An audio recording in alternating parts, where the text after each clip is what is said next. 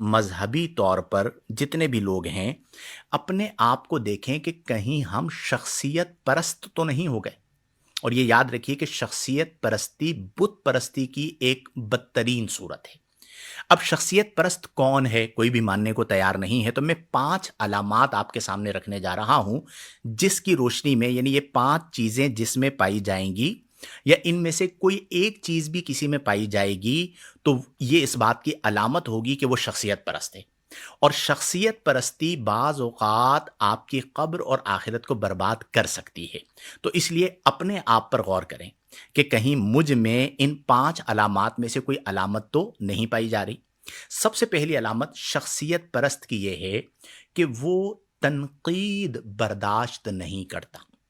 یعنی جس شخصیت کو وہ مانتا ہے اس پر اگر کوئی تنقید کرے تو وہ اس تنقید کو شخصیت پر تنقید نہیں بلکہ دین اسلام پر، حق پر یا دشمنی پر محمول کرتا ہے. یعنی وہ کہتا ہے یہ شخصیت پر تنقید دین پر تنقید ہے، یہ شخصیت پر تنقید حق پر تنقید ہے، یا یہ میری پسندیدہ شخصیت پر تنقید میرے اور ناقد کے درمیان دشمنی کا سبب ہے.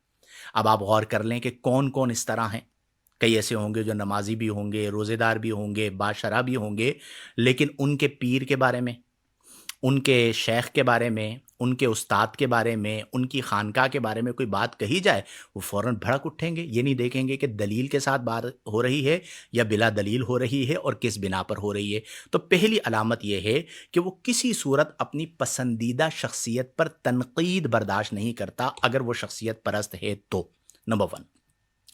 نمبر 2 یہ ہے کہ جو شخصیت پرست ہوگا وہ دلیل دینے کے بجائے اپنی پسندیدہ شخصیت کے نام کا سہارا لے گا اور اپنی پسندیدہ شخصیت کو حق و باطل کا معیار قرار دے گا.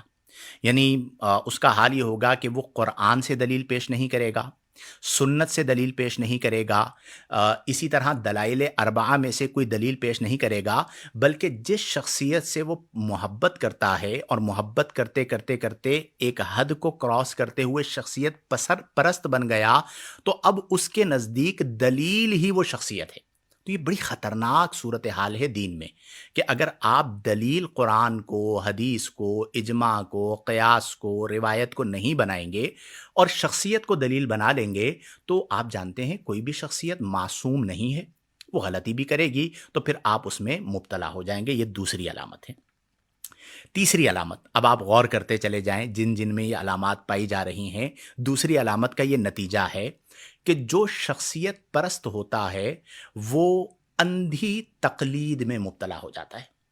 اندھی تقلید کا مطلب کیا ہے کہ جو اس کی پسندیدہ شخصیت ہے اس شخصیت کی مخالفت کرنے والے کی بات کو سمجھے بغیر کہ وہ کیا بات کہہ رہا ہے، کس دلیل سے بات کہہ رہا ہے، گویا کہ حالات یا دلائل کو دیکھے بغیر وہ اپنی پسندیدہ شخصیت کی بات کو قبول کر لے گا اور اس کے مخالف کی بات کو رد کر دے گا اگرچہ وہ مخالف کی بات قرآن و حدیث کے مطابق ہو.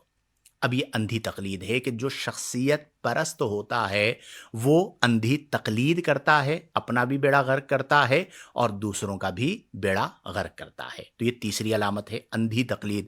دیکھ لیں کہاں کہاں پائی جا رہی ہے، لوگوں کو کروائی جاتی ہے، تو اس چیز سے اپنا دامن چھڑائیں، یہ آپ کو بہت نقصان دے گی. چوتھے نمبر پر جو شخصیت پرست ہوگا وہ اپنی پسندیدہ شخصیت کے علاوہ بالخصوص جو اس پر اعتراض کرنے والا ہے اس کو کم تر سمجھے گا. یعنی کہ جو اس کی پسندیدہ شخصیت کو نہ مانے، یعنی جو میرے شیخ کو نہ مانے، جو میرے استاد کو نہ مانے، جو میرے پیر کو نہ مانے، تو جواب یہ دیا جائے گا میں اس کو نہیں مانتا. آپ کیوں نہیں مانتے بھائی؟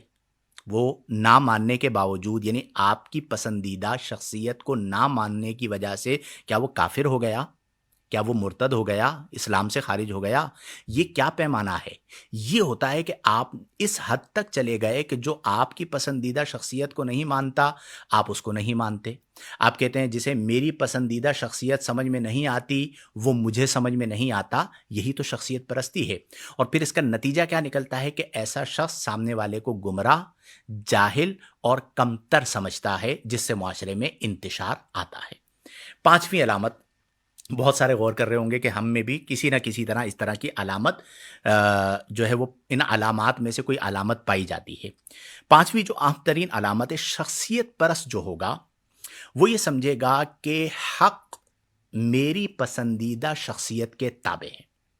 اگر حق بات شخصیت کے خلاف ہو، یعنی جس شخصیت کی وہ محبت رکھتا ہے اس شخصیت کے خلاف ہو حق بات، تو وہ حق کو چھوڑ دیتا ہے اور شخصیت کا دفاع کرتا ہے۔